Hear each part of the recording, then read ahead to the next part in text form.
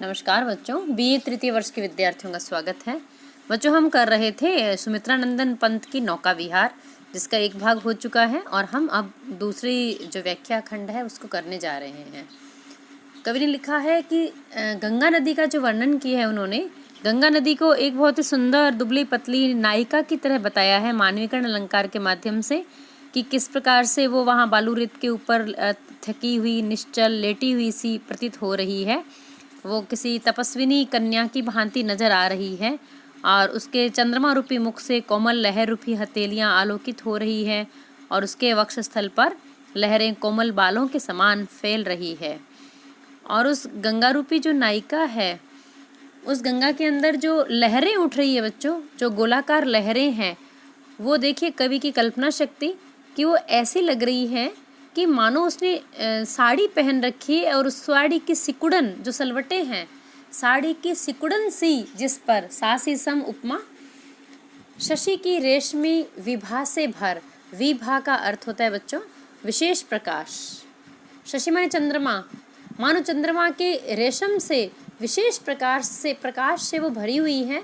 और जो साड़ी की सिकुड़न है, जो साड़ी की पटलियाँ होती है, वो कवि ने कल्पना की है कि गंगा नदी के अंदर जो लहरें चल रही है उसमें जो आकाश झांक रहा है नीले रंग का, तो यूँ लगता है वो नीली साड़ी में लिपटी हुई जो नायिका है, वो उसने मानो नीली साड़ी पहन रखी है और साड़ी की सलवटों पर चंद्रमा की बहुत ही सुंदर कोमल पीली कांति फैल रही है, चमक फैल रही है और वो साड़ी में सिमटी हुई है। सिमटी है वर्तुल, वर्तुल माने गोलाकार, व्रत से बना है वर्तुल, सिमटी है वर्तुल, और वो साड़ी उसके चारों तरफ गोलाकार में सिमटी हुई है। लहर इधर से उधर जब जाती है तो यूँ लगता है जैसे कोई साड़ी की सिकुड़न है। मृदुल लहर, और वो अत्यंत सुकोमल जो लहर है।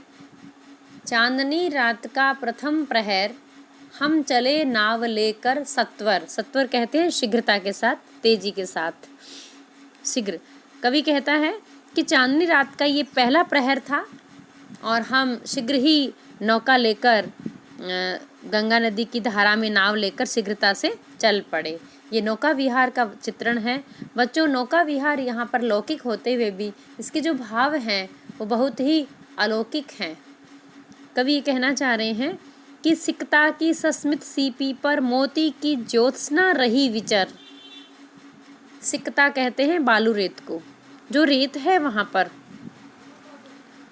उस रेत के ऊपर सस्मित सीपी, सस्मित, स्मित माने हल्की मुस्कान, सस्मित मुस्कान के साथ जो सीपियाँ हैं, सीपी पर मोती की ज्योत्सना रही विचर।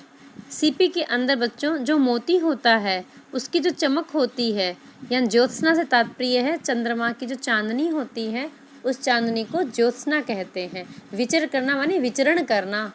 लो पाले उठी चढ़ी उठा लंगर, जो नाव की जो पाल है, दोनों तरफ जो पाल बने हुए होते हैं उसके पालें चढ़ा दी गई हैं। आप लोगों ने देखा होगा नौका चलती है तो नौका के एक साइड में एक बड़ा सा डंडा लगा के उसके ऊपर एक कपड़ा लगाया जाता है, उसको उसकी पाल कहते हैं। कि दोनों तरफ दोनों पालें चढ़ा दी गई है। और उठा लंगर, नौका को बांधने के लिए जो खूंटा काम में लिया जाता है, जो रस्सी उसकी लगाई जाती है, उसको लंगर कहते हैं।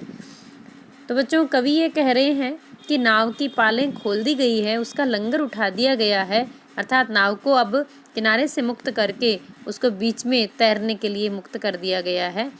और जिस प्रकार सीपी के खुलने पर उसमें मोती चमकने लगता है, उसी प्रकार रात्रि में गंगा तट की जो रेत की राशि है, रेत है जो सिकता, उस पर चांदनी की चमक फैलने लगी है। यहाँ पर कितने सुंदर तरीके से इन्होंने यहाँ प्रकृति के सौंदर्य का चित्रण किया है। कवि देखिए अब नौका के लिए क्या कल्पना कर रहे हैं कि मृदु मंद मंद मंथर मंथर लघु तरणी हंसिनी सी सुंदर। वापस सासी सम यहाँ उपमा आ गया। मंद मंद मंथर, मंथर में पुनरुक्ति प्रकाश है।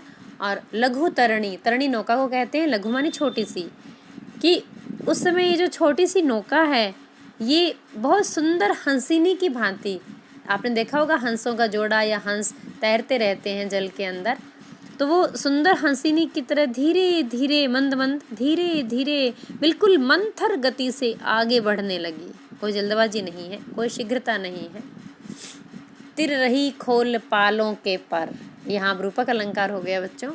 तैर रही है वो, कैसे? खोल कर, पाल रूपी पर, पंखों को खोलकर। अब ये जो नौका है उसके दोनों तरफ जो कपड़े के पाल लगे हुए हैं, अब वो पाल न होकर मानो उसके पंख हैं, और उन पंखों को खोलकर वो हंसिनी बहुत धीरे धीरे सफ़ेद उन पंखों के साथ बड़ी ही आकर्षक लग रही है, और वो नदी की धारा में, गंगा जी की धारा में तैरने लगी है। निश्चल जल के शुचि दर्पण पर, शुचि माने अत्यंत पवित्र, अत्यंत साफ। निश्चल, अभी जो रात्रि के समय का जो जल है उसमें अब ज़्यादा चंचलता नहीं है, तो ज़्यादा चलायमान नहीं है, वो स्थिर सा नज़र आता है। तो इस समय जो गंगा नदी का जल स्थिर है, निश्चल है, वो बिल्कुल स्वच्छ दर्पण जैसा लग रहा है।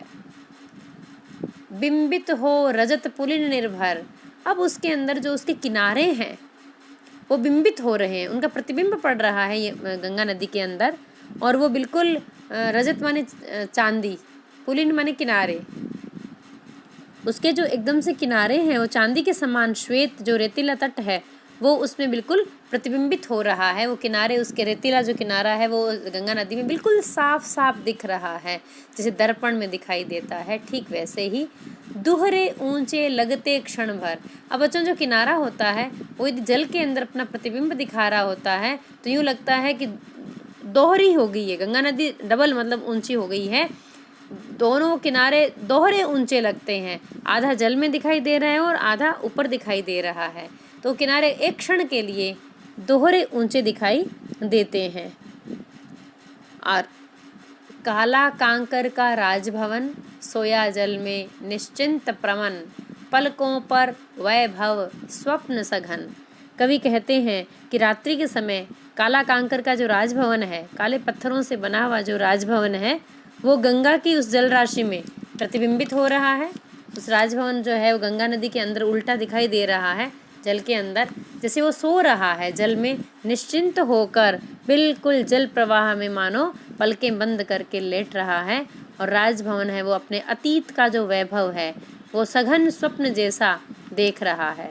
कहने का तात्पर्य है कि राजभवन का जो प्रतिबिंब है वो जल में जो उभर रहा है, जिससे उसके वैभव के भी आकर्षक प्रतीति हमें हो रही है। बच्चों, इसमें नौका विहार कविता के अंदर पंत ने प्रकृति का बहुत ही सुंदर और बहुत ही आकर्षक इसका वर्णन किया है, और जो दृश्य बिंब हैं वो तो बेहद सुंदर हैं, क्योंकि जो शब्दों के माध्यम से चित्र बनते हैं हमारी आंखों के सामने, तो जो जो कवि वर्णन कर रहा है वैसे वैसे गंगा नदी के अंदर किस प्रकार से जो शांत स्वच्छ साफ जल है दर्पण की भांति, उसमें कैसे वो किनारे प्रतिबिंबित हो रहे हैं और राजभवन प्रतिबिंबित हो रहा है, तो ये सब चीज़ें हैं, ये हमें दृश्य बिंब उपस्थित करती हैं। और बहुत सुंदर दृश्य बिंब का ये बहुत ही श्रेष्ठ उदाहरण है ये कविता, और इसमें नौका विहार का बहुत आकर्षक चित्र उभारा गया है। इसमें रूपक अलंकार है, उपमा है, मानवीकरण है, और इसकी जो भाषा है वो जरूर तत्सम शब्दों से युक्त है।